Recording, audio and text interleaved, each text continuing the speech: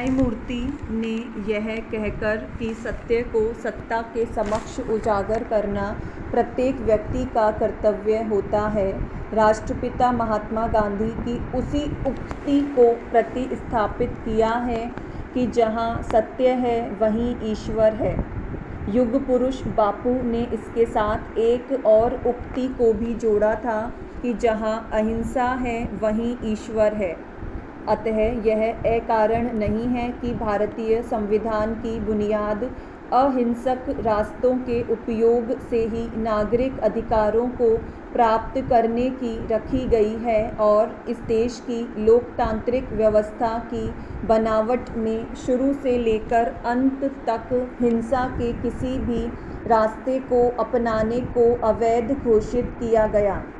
सर्वोच्च न्यायालय के न्यायमूर्ति श्री चंद्रचूड़ ने जिस सत्य को उजागर करने की बात कही है वह भी भारतीय संसदीय प्रणाली में अंतर्निहित है, जिसके तहत चुने हुए सदनों के सदस्यों को विशेषाधिकार दिए गए हैं।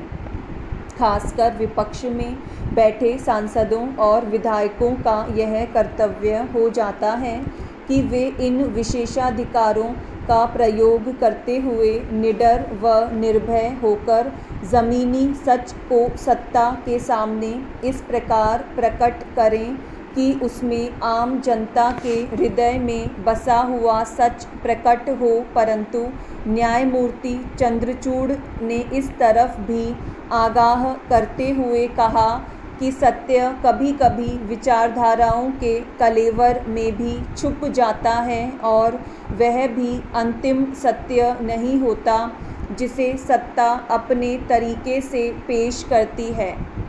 इसीलिए ज़रूरी है कि समाज के बुद्धिजीवी वर्ग को बेबाकी के साथ सत्य का उद्घाटन करना चाहिए, परंतु ये बुद्धिजीवी भी कभी कभी वैचारिक खेमों में बटे होते हैं। अतः सामान्य नागरिकों को सच को उजागर करने में हिचकिचाना नहीं चाहिए। न्यायमूर्ति ने भारत की न्यायपालिका की भूमिका को इस संबंध में अत्यंत संजीदा माना है और इसे सत्य आयोग तक की संज्ञा दी है। लोकतंत्र में न्यायपालिका की भूमिका मूल रूप से हमारे संविधान निर्माताओं ने इसी रूप में प्रतिस्थापित भी की है, क्योंकि उन्होंने इसे सरकार का अंग न बनाकर ऐसा स्वतंत्र व निष्पक्ष और निर्भीक संस्थान बनाया है कि यह शासन करने वाली किसी भी सरकार को कटघरे में खड़ा करके उससे सच उगलवा सके और केवल संविधान के अनुसार सत्य का रास्ता अपनाने के लिए मजबूर कर सके। मगर समाज के संदर्भ में भी यह बहुत ज़रूरी है कि प्रत्येक व्यक्ति सत्य का निरूपण करना केवल अपना अधिकार ही न समझे बल्कि कर्तव्य भी समझे, जिससे सत्ता सत्यबोध से आवेशित होकर अपना चेहरा आईने में देख सके। भारत का लोकतंत्र चूँकि चुनाव प्रणाली की पवित्र बुनियाद से शुरू होकर सत्ता के शिखर तक जाता है, अतः बहुत आवश्यक है कि सत्य की शुचिता हर चरण में अपना पक्का स्थान बनाती हुई चले, जिससे सत्ता केवल सत्य की छाया में ही शासन पद्धति को आकार दे सके। इसके लिए ज़रूरी है कि विभिन्न लोकतांत्रिक संस्थान निर्भय होकर अपना काम करें और पत्रकारिता की स्वतंत्रता किसी भी तरह के प्रभाव या दबावों से मुक्त हो। न्यायमूर्ति चंद्रचूड़ ने चेतावनी दी है कि सत्ता जिस सत्य को निरूपित करना चाहती है उसमें असत्य और गलतियों का समावेश हो सकता है। अतः कोई भी व्यक्ति सत्ता प्रतिष्ठानों द्वारा दिखाए गए या बताए गए सत्य पर निर्भर नहीं रह सकता है। अतः समाज में इसकी परख को कसौटी बनाए जाने की ज़रूरत मौजूद रहती है। सवाल यह है कि भारत का उद्घोष स्वतंत्रता प्राप्ति के बाद सत्यमेव जयते क्यों रहा? इसका मूल कारण यह था कि आज़ादी से पहले भारत अंग्रेज़ों के साम्राज्यवादी शासन का ऐसा अंग था जिसमें सत्य का फैसला ब्रिटेन की महारानी या सम्राट करते थे। ऐसी शासन व्यवस्था में सच को जनता के ऊपर इस प्रकार थोपा जाता था कि उसकी सच की अवधारणा हाशिए पर पड़ी रहे।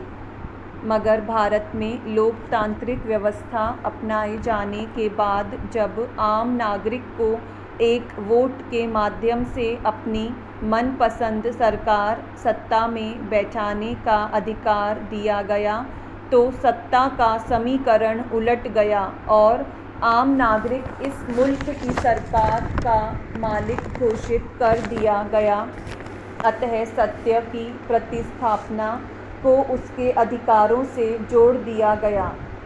इसी वजह से न्यायमूर्ति चंद्रचूड़ ने कहा है कि सत्य को उजागर करना प्रत्येक नागरिक का अधिकार व कर्तव्य दोनों है। वर्तमान संदर्भों में हमें सत्य का आकलन इस आधार पर करना होगा कि जो कुछ भी सत्य रूप में हमारे सामने लाया जाता है उसकी परछाई समाज में किस रूप में दिखाई पड़ती है। सत्य कभी एकांगी रूप में अपनी छाप नहीं छोड़ता है और जो सत्य एकांगी होता है वह पूरा सच नहीं होता है, क्योंकि सत्य का अर्थ ही समग्रता में वास्तविकता का चित्रण होता है। सत्य यह है कि भारत विभिन्न जातीय समूहों आर्य, द्रविड़, मंगोल आदि का समुच्चय बनकर एक राष्ट्र के रूप में समाहित रहा है। इसकी विविध संस्कृतियाँ एकाकार होकर भारतीय स्वरूप में सम्मिलित रही है। अतः यहाँ धर्म या संप्रदाय के आधार पर राज्य की परिकल्पना ने कभी जन्म नहीं लिया।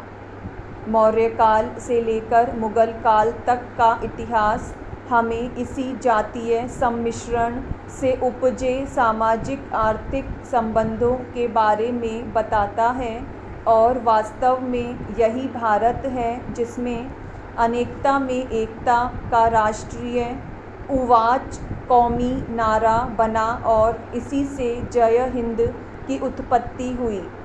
यही वह अंतिम सत्य है जिसकी खोज आज हर भारतवासी को करनी है और इसे उजागर करना है।